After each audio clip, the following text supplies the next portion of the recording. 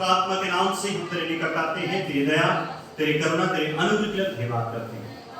प्रभु, इस समय जब हम आपके अद्भुत कलाम की ओर, अद्भुत संदेश की ओर जाते हैं, अपने वचन के द्वारा हमसे बोलना, बातचीत करना, आज का वचन, आज का आपकी रोटी जो आत्मिक रोटी खुदावंद हम सबों के लिए बड़ी आत्मिक बल का कारण होने पाए। हमारे कानों को खोल दे, हमारे समझ को खोल दे, हमारी बुद्धि को खोल दे प्रभु, ताकि जब वचन प्रचार किया जाए, जब हम वचन को खोलें प्रभु, सच में हमारी बुद्धि खुल जाए, हमारी आंखें खुल जाए, हमारे कान खुल जाए, और ये संदेश, ये वचन हम सबों के लिए बड़ी आशीष का वजह होने पाए। पिता पुत्र पवित्र आत्मा अगुवाई करें, सुनने वाला कान, ग्रहण करने वाला मन और चलने वाला जीवन को दीजिए। खुदावंद, आगे के समय को, जीवन को, हर एक बातों को आपकी अगुवाई में सौंपते हैं। सारा धर्म आपको मिले। धन्यवाद के सब व्यक्ति को प्रभु यीशु मसीह के अद्भुत सामर्थ्य नाम से प्रणाम। आमीन। Hallelujah, praise the Lord. प्रभु को महिमा देते हैं। और आइए प्यारो, एक वचन हम पढ़ते हैं, और इससे पहले मैं कुछ बात में एक दो लाइन में आपको बता दूं प्रभु के वचन के द्वारा से,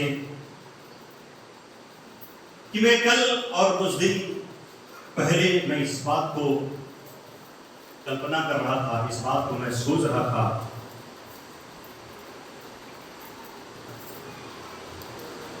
कि प्रभु, अच्छे लोगों के साथ बुरा होता है ना? अच्छे लोगों के साथ बुरा होता है।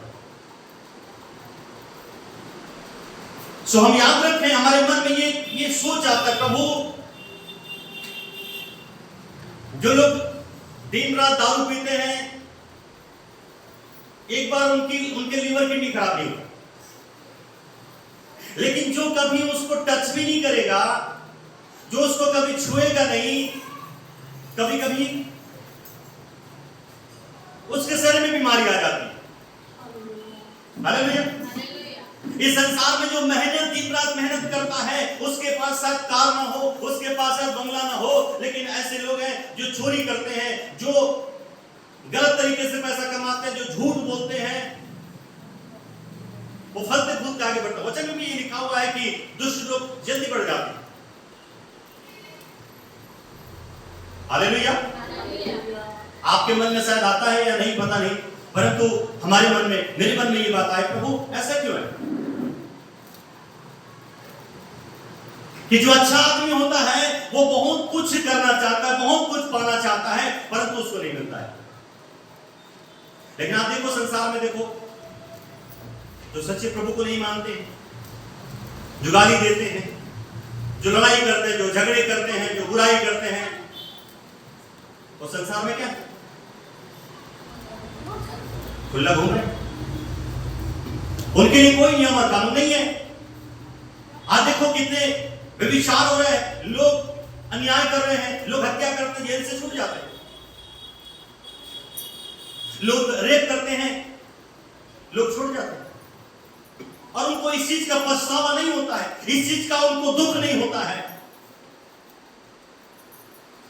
मैं इस बात को कहना चाहता हूं प्यारो, आपके मेरे मन में भी यही होगा कि मैं ईमानदारी से चलता हूं, मैं प्रभु में चलता हूं, मैं डर भय के साथ चलता हूं, मैं झूठ नहीं बोलता, मैं गाली नहीं देता, मैं किसी का न्याय नहीं करता। प्रभु, मेरे साथ क्यों ऐसा होता है, मेरे साथ गलत क्यों होता है, मेरे साथ अन्याय क्यों होता है? प्रभु, इसका कारण क्या है, इसका मतलब क्या है? हालेलुया। चलिए निकलते हैं मत्ती सुसमाचार, उसका 3रा अध्याय, उसका 12वां वचन पढ़िएगा। मत्ती 3रा अध्याय। उसका सुख उसके हाथ में है, और वह अपना खलिहान अच्छी रीति से साफ करेगा, और अपने गेहूं को तो खत्ते में इकट्ठा करेगा, परंतु भूसी को उस आग में जलाएगा जो भूजने की नहीं। भूजने की नहीं कि बुझने की नहीं? भूजने की नहीं। Hallelujah, hallelujah, praise the Lord. समझ गए बात को? इधर देखिए, आपको मालूम है जब एक किसान खेती करता है तो 4 महीना उसको मेहनत करता है, परिश्रम करता है, और जो अच्छा फसल होता है, जो बुरा फसल होता है, जो भूसी होता है, जो कचरा होता है, जिसमें धान अच्छा नहीं होता है, कब पता चलता है? कब पता चलता है उसका हकीकत कि मेरा फसल कितना अच्छा है? पवन में उड़ाता है उसको। वो तो 4 महीने बड़ा खुश होता देख करके, वाह कितना अच्छा दिख रहा है ये फसल, वाह कितना अच्छा मेरा फसल, मैंने बहुत खाद डाला इसमें, मैंने बहुत पानी डाला इसमें, मैंने बहुत परिश्रम किया। लेकिन हकीकत कब समझ में आता है? जब उसको काटने के बाद, मिलाई करने के बाद, उसके बाद जब खलिहान में इकट्ठा करता है और उसको मिलाई करने के बाद जब वो उड़ाता है पंखे में। आजकल तो बहुत सारी चीजें आ गई, पहले लेकिन पहले किसमें? सुपा में, सुपा में पैर उड़ाते थे ना, उसके बाद टेंडर वाला आया। आपने देखा है कैसे जो भूसी होता है, या फिर क्या बोलना चाहिए, जो बोझका होता है, बोझका बोलते हैं, बोदरा जो होता है वो क्या हो जाता है? ऑटोमेटिक ऐसे हो जाएगा। हवा चलेगा तो वो धान की जगह में नहीं रहेगा, ऑटोमेटिक वो साइड हो जाएगा। समझ रहे हैं? क्या बोले? बोदरा बोले, क्या बोले जी? है ना, जिसमें दाना नहीं रहता उसको क्या बोलते हैं? छत्तीसगढ़ में बोदरा बोलते हैं। आपको मालूम है एक समय आएगा, वचन कहता है उसके हाथ में क्या है? सूप। सूप मतलब सुपा। उसके हाथ में क्या है? उसके हाथ में सुपा है। परमेश्वर के हाथ में सुपा है, याद रखना।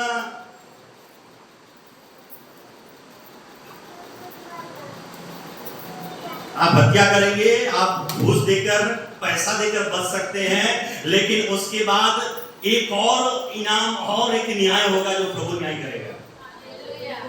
इस संसार में आप छूट सकते हो, संसार के लोगों से बच सकते हो, जेल से बच सकते हो, न्यायालय से बच सकते हो, झूठ बोल करके घूस देकर आप बच सकते हो, लेकिन हर एक रेप का, हर एक मर्डर का, हर एक झूठ का, हर एक बुराई का, हर एक गलत कामों का जो आप गाली देते हैं, हर एक आप बुराई करते हैं, गंदी बातों को बोलते हैं, हर एक चीजों का न्याय परमेश्वर उसके हाथ में सूप है और वो आपका न्याय करेगा, आपको वो छानेगा।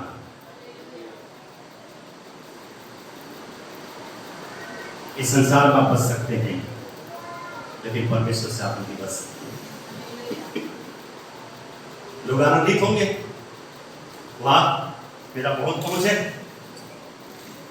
मेरा बहुत पहचान है, मेरे पास दौलत है, मेरा कौन क्या करेगा? अरे देखो मैं गलत किया, रिहा हो गया, मैं छूट गया, मैं मेरी ताकत है, मेरे बल है, मैं किसी को भी मार सकता हूं। बेटा जिस दिन परमेश्वर मारेगा ना, तो कहीं का नहीं रहेगा। परमेश्वर मारेगा तो कहीं का नहीं रहेगा। इसलिए मैं आप प्रभु के लोगों से कहना चाहता हूं, बिल्कुल भी इस बात से दुखी और हताश नहीं होना कि जो अच्छा धान है परमेश्वर को छानेगा और उसको इकट्ठा करेगा। और क्या लिखा वहां पर? पढ़ो पढ़ो, क्या लिखा है? उसका सूप उसके हाथ में है और वह अपना खलिहान अच्छी रीति से साफ करेगा। अच्छी रीति से साफ करेगा। और अपने गेहूं को तो खत्ते में इकट्ठे करेगा। अपने गेहूं को तो खत्ते में इकट्ठे करेगा। परंतु भूसी को उस आग में जलाएगा। हाँ। जो बुझने का। हाँ, क्या लिखा हुआ है? हाँ, उस भूसी को क्या करेगा? आग में जलाएगा, जो कभी बुझने का नहीं है। आपने देखा कभी उसी में आग लगता तो कैसा होता है? वो जलता नहीं है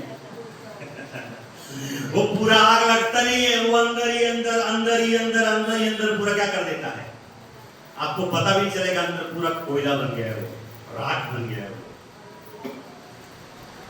मनुष्य का जीवन, आज जितने भी दुष्ट काम कर रहे हैं, आज जितने भी गलत काम कर रहे हैं, आज जितने भी संसारिक लोग हैं, आज जो पाप पर विचार कर रहे हैं, आज जो लड़ाई और झगड़ा कर रहे हैं, आज जो मर्डर कर रहे हैं, आज जो झूठ बोल रहे हैं, आज जो लूट रहे हैं, हर एक का अंजाम यही है। वो जल रहे हैं, वो नाश हो रहे हैं, परंतु उनको मालूम नहीं हो रहा है। हालेलुया। उनको अच्छी रीति से प्रभु क्या करेगा? साफ करेगा। और ऐसे लोगों को आग में, आग किसका प्रतीक है? आग किसका प्रतीक है? नरक। नरक में लिखा ना, ऐसी आग है, वो ऐसी आग है जो जल रही है और वो कभी बुझने का नहीं है। हालेलुया। इसलिए ईमानदारी से चलना।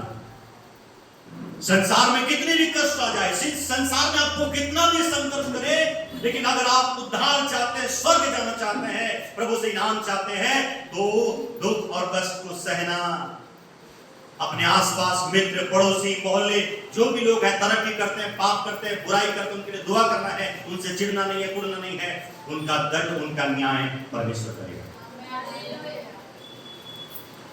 हम अच्छा कर्म करेंगे, अच्छा जीवन जिएंगे, उसका प्रतिफल प्रभु हमें देगा, अवश्य देगा प्रभु, क्योंकि वो अपने खलिहान को अच्छी रीति से साफ करना जानता है।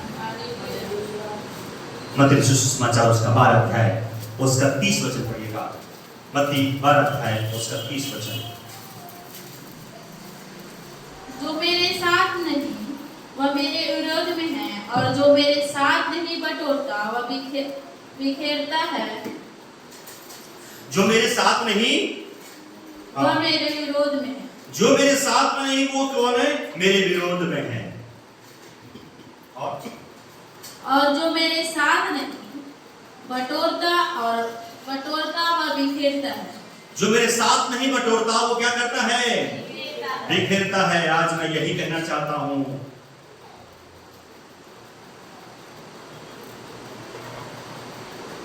परमेश्वर छटाई करेगा। परमेश्वर अपने लोगों को क्या करेगा? छटाई करेगा, अलगाव, हर एक को छांटेगा। वचन कहता है एक अच्छा पेड़ जो फल लाता है उसको क्या करता है? परमेश्वर छांटता है। जिसमें फल नहीं आता उसको परमेश्वर काट देता, लिखा है, और वो बाहर में झुक जाता है। लेकिन हर एक फल को परमेश्वर, हर एक पेड़ को जो अच्छा फल लाता है, परमेश्वर उसको और छांटता है। हमें फल लाना, वचन कहता तुम बहुत सा फल लाओ ताकि पिता की महिमा हो।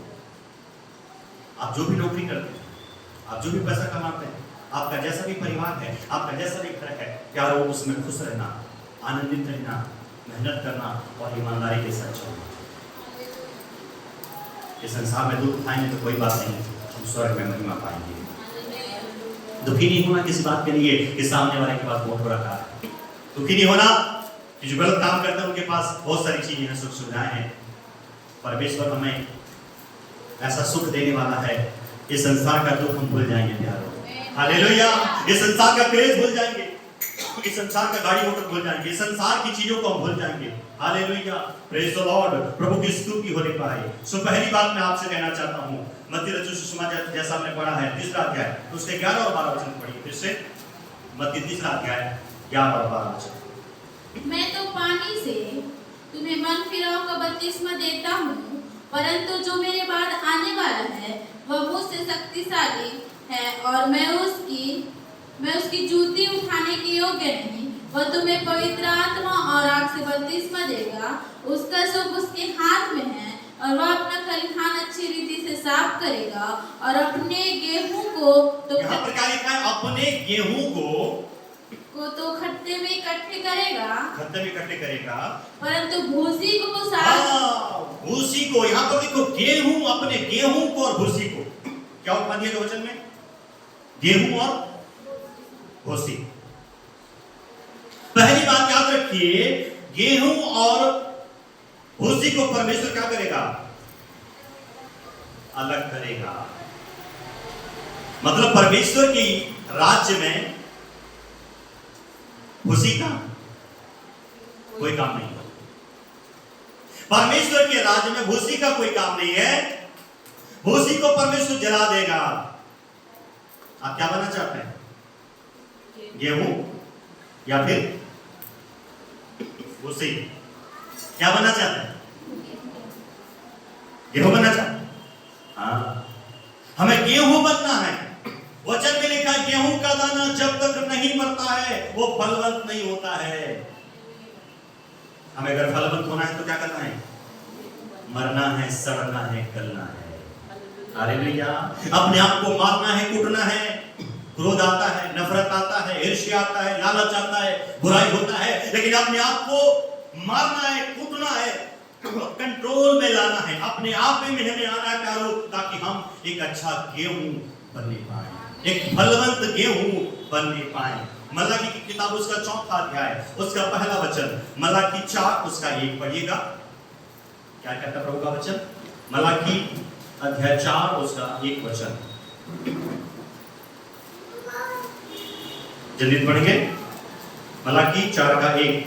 क्योंकि देखो मैं जन्नत के ठंडे का सा दिन आता है, जब सब अभिमानी और सब दुराचारी लोग अनाज की रोटी बन जाएंगे, और उस आने वाले दिन में वे ऐसे भस्म हो जाएंगे कि उनका पता तक ना रहेगा। सेनाओं के यहोवा का यही वचन। सुन रहे हैं? आपको लग रहा होगा कि ये दुष्टता कर रहा है, ये पाप कर रहा है, बुराई कर रहा है, बच जाएगा। नो नो नो नो, बचेगा नहीं। यहां वचन में लिखा है, साफ साफ प्रभु का वचन कहता है कि हर एक दुराचारी का, हर एक अन्याय करने वाले का क्या अंजाम है? क्या लिखा है? 4 का 1। हाँ, क्योंकि देखो अधर्म के ठट्ठी का सा दिन आता है, जब सब अभिमानी और सब दुराचारी लोग अनाज की खूंटी बन जाएंगे। हाँ। और उस आने वाले दिन में वे ऐसे भस्म हो जाएंगे कि उनका पता तक न रहेगा। हाँ, वो ऐसे भस्म हो जाएंगे कि उनका पता तक न रहेगा। हालेलुया। वो ऐसे भस्म हो जाएंगे कि पता तक नहीं चलेगा।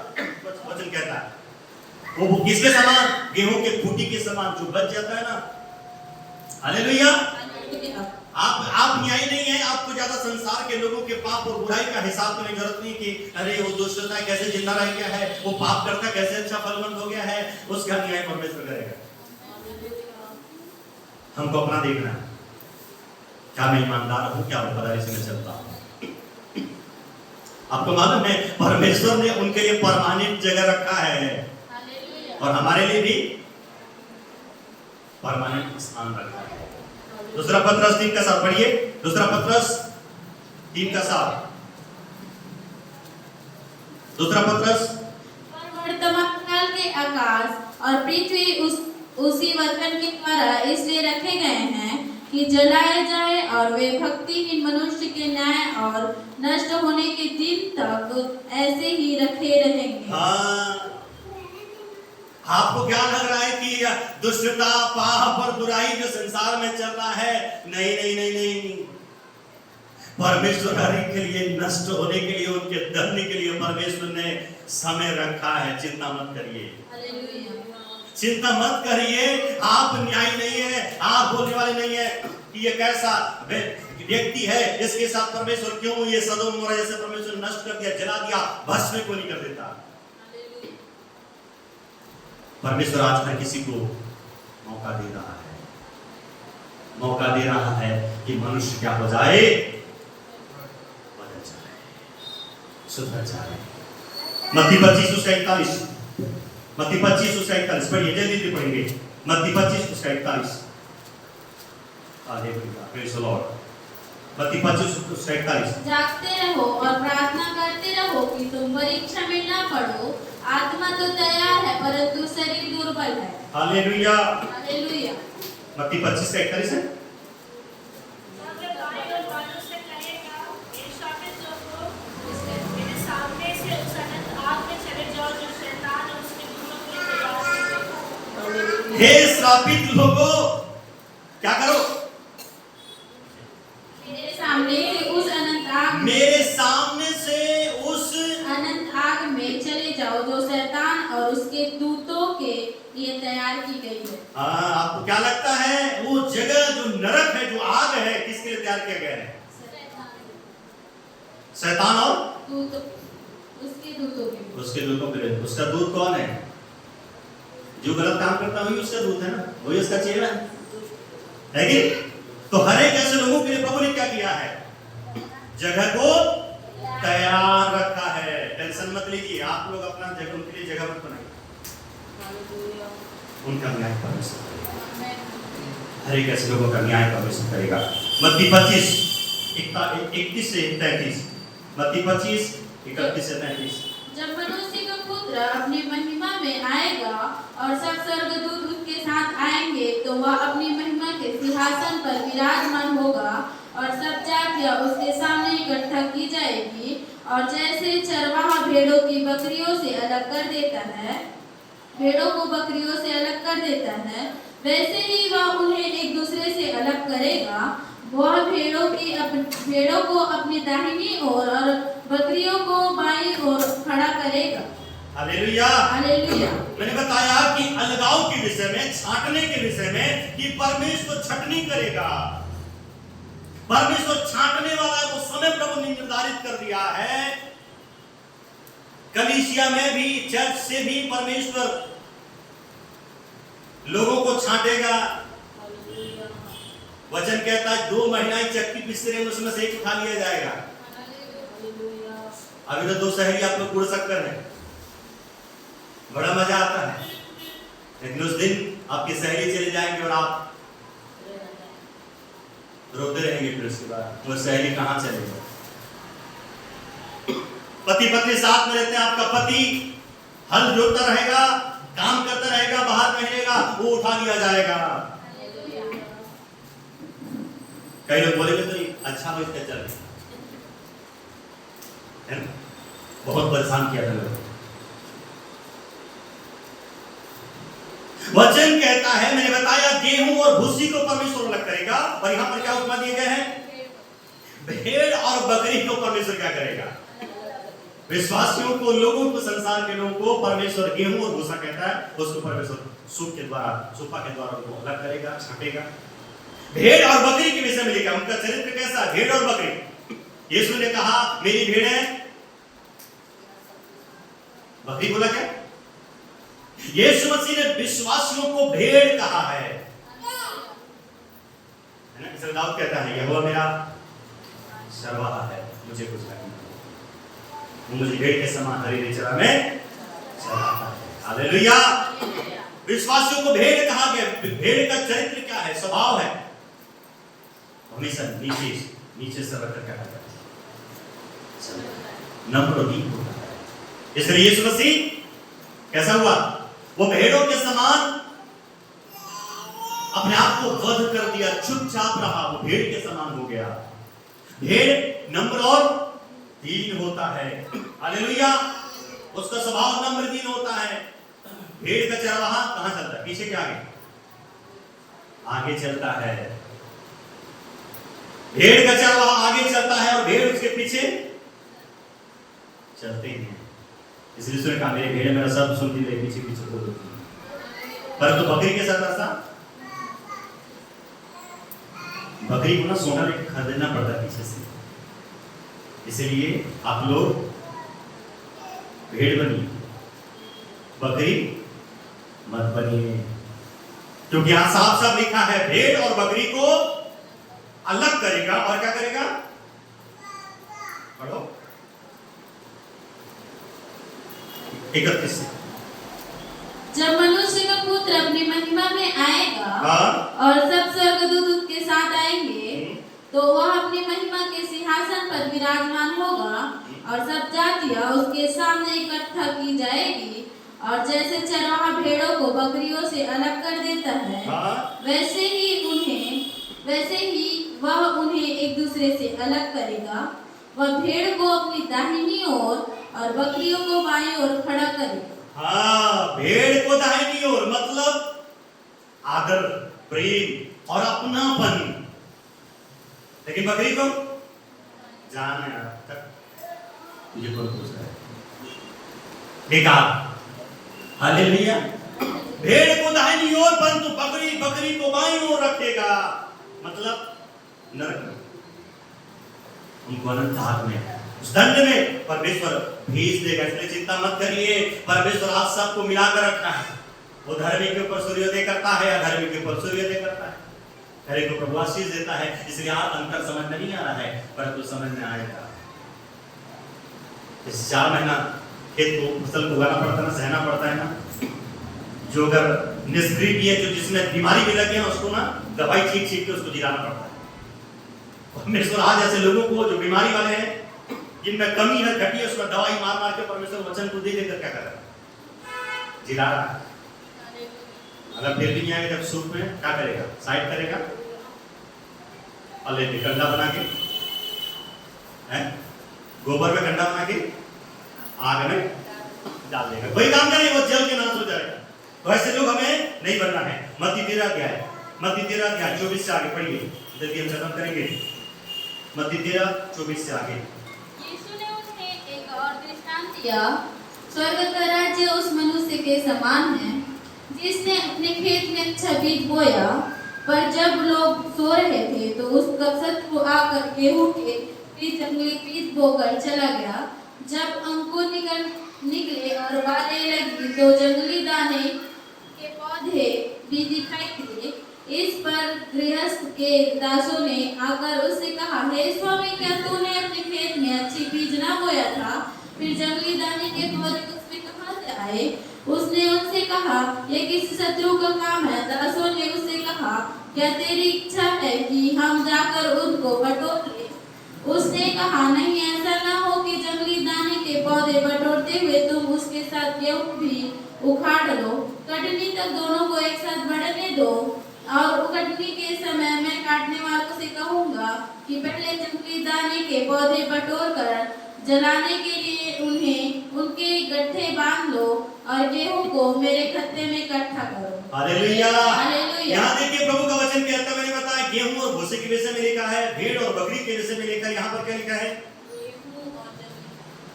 गेहूं और जंगली बीज।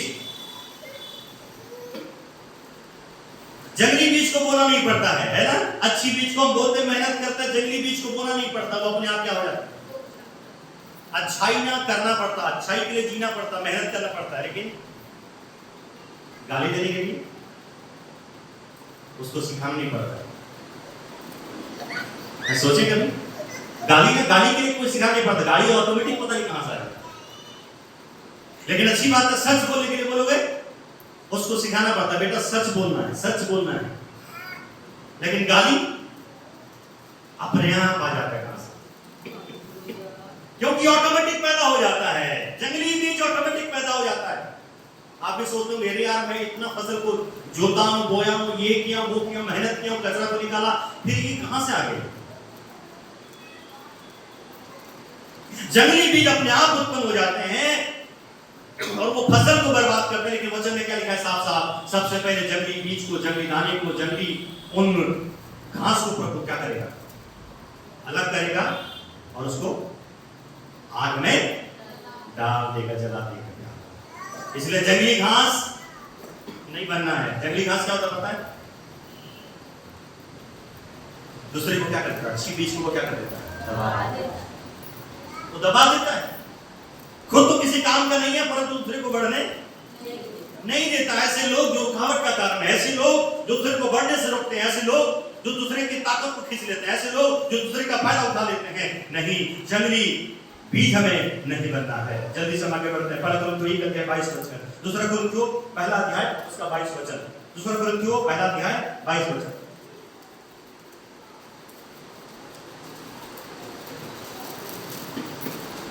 जिसने हम पर छाप भी कर दी और जिसने हम पर छाप भी कर दी है और बाएं में आत्मा को हमारे मनों में दिया। हालेलुया। सही से वचन को सही से पढ़ो। जिसने हम पर छाप भी कर दी है और बयाने में आत्मा को हमारे मनों में दिया। ओ हालेलुया। हालेलुया। वो छाप भी दी है और बयाने में उसने क्या कर दी है? आत्मा को दी है। बयाने में क्या की उसने? एडवांस में उसने क्या कर दिया है?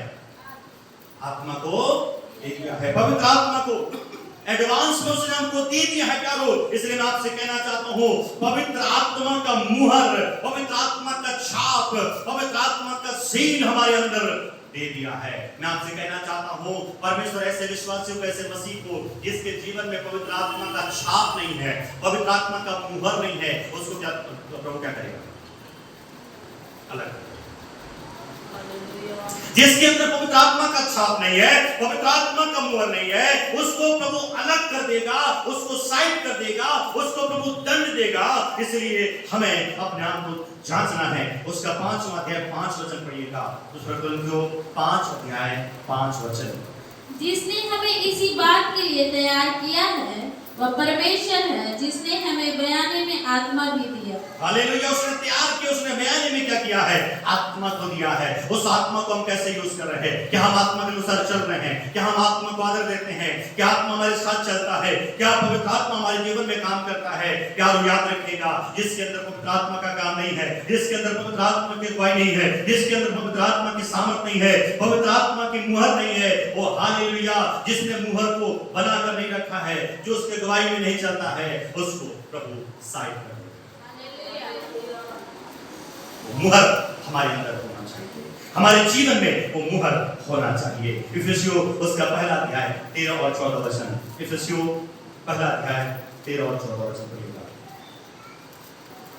और उसी में तुम पर भी, जब तुमने सत्य का वचन सुना, जो तुम्हारे उद्धार का सुसमाचार है, और जिस पर तुमने विश्वास किया, प्रतिज्ञा किए हुए पवित्र आत्मा की छाप लगी, वह उसके मोल लिए हुओं के छुटकारे के लिए हमारी विरासत का बयाना है कि उसकी महिमा की स्तुति हो। हालेलुया, वो छुटकारे के लिए प्रतिज्ञा है। यदि आप छुटकारा चाहते हैं, यदि आप जब प्रभु के पास आए, तो प्रभु आपके जीवन में वो मुहर को देखे कि इस व्यक्ति के अंदर मुहर है, छाप है, एक पहचान है, जो वो पवित्र आत्मा के अगुवाई में चलता है। हालेलुया, अगर वो छाप नहीं होगा, वो मुहर नहीं होगा, क्या वो हम बचाए नहीं जा सकते हैं। उसका चौथा अध्याय उसका 30 वचन पढ़िएगा। इफिसियों 4 उसका 30।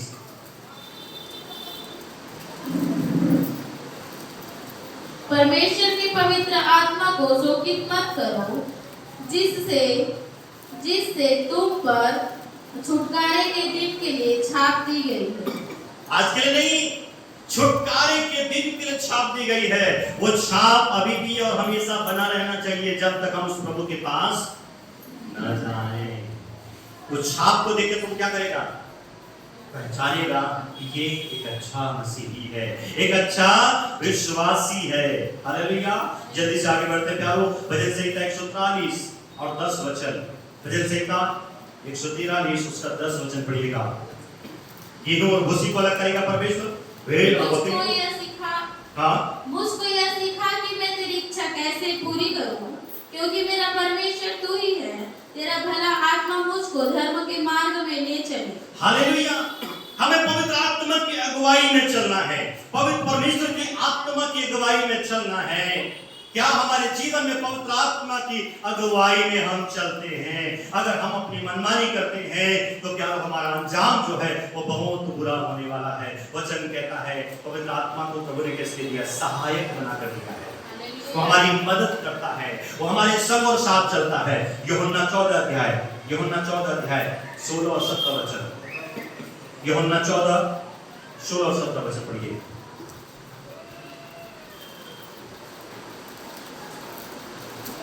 मैं पिता से विनती करूंगा और वह तुम्हें एक और सहायक देगा कि वह सर्वदा तुम्हारे साथ रहे, अर्थात सत्य का आत्मा, जिसे संसार ग्रहण नहीं कर सकता, क्योंकि वह न उसे देखता है और न उसे जानता है, कि तुम उसे जानते हो, क्योंकि वह तुम्हारे साथ रहता है और वह तुम में होगा।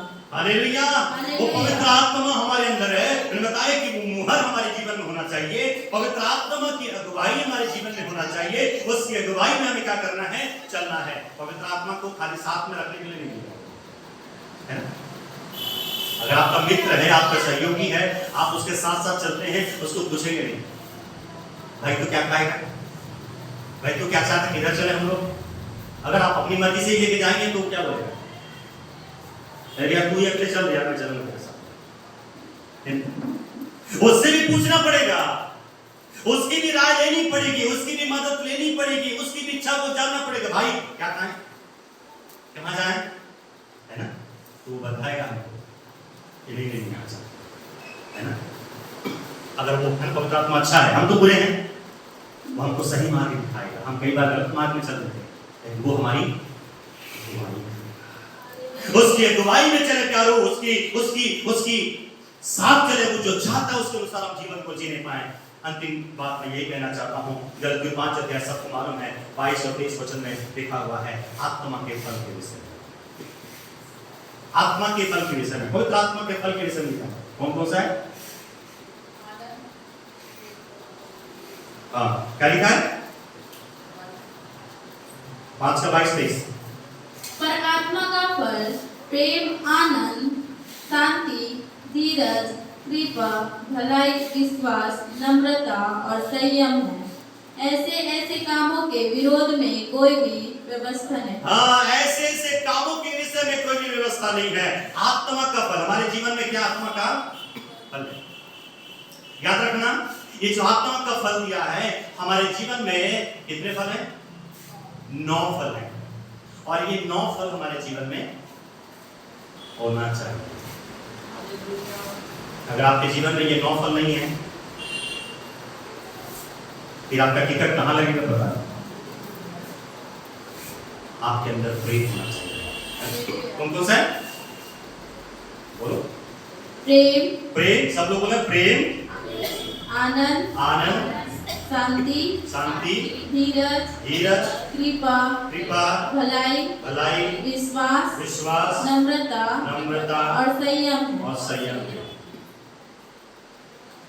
ये 9 में से हमारे अंदर कितना है हम अपने आप को जान सकते हैं। देखिए तो प्रभु ने ऑलरेडी धीरज दे दिया। Hallelujah, praise the Lord. कि हमको धीरज दिया है। हालेलुया। याद रखिएगा, ये 9 फल खाली पढ़ने के लिए नहीं दिया प्रभु ने। ये 9 फल खाली सुनने के लिए नहीं दिया। किसने दिया? इस 9 फल को जीने के लिए हमें दिया, धारण करने के लिए दिया, ताकि इस 9 फल को अपने जीवन में हम क्या करने पाए? ये फल हमारे जीवन में होगा तभी कहेगा अच्छे विश्वास और दास मेरे साथ। अगर ये फल नहीं है प्यारो, ये फल को हम जीते नहीं हैं, फिर हमारे साथ क्या होगा? कब जाना होना चाहिए। बहुत सारी वचन है प्यारो, मैं पढ़ाऊंगा नहीं। रोमियो 8 के 9 में भी लिखा हुआ है, गलतियों 4 के 6 में भी लिखा हुआ है, यूहन्ना 14 के 7 में भी लिखा हुआ है। जब इन वचनों को जब आप पढ़ते हैं प्यारो, इन सारे वचनों में आत्मा के फल के विषय में लिखा है कि हर एक विश्वासी के अंदर कंपलसरी ये 9 फल होना जरूरी है। ये 9 फल होना। हाँ, हो सकता कभी आपकी लड़ाई हो जाए, हो सकता कभी आपका कहासुनी हो जाए, लेकिन जिंदगी भर उससे नफरत नहीं करना, जिंदगी भर उससे नाराज, जिंदगी भर उससे दूर नहीं होना। आत्मा का काम यही है। हम मनुष्य हैं, हमारे जीवन में बहुत सारी कमी घटी हो जाती है, परंतु आत्मा का फल का यही है, पवित्र आत्मा का काम यही है कि हम उस व्यक्ति के साथ, उन चीजों के साथ हम क्या करते हैं? भूल कर, माफ करके हम उस पवित्र आत्मा के फल को अपने जीवन में प्रकट करते हैं। हालेलुया। सो ये 9 फल हमारे जीवन में होना चाहिए। अंतिम बात यही है, मैं वचन नहीं पढ़ूंगा।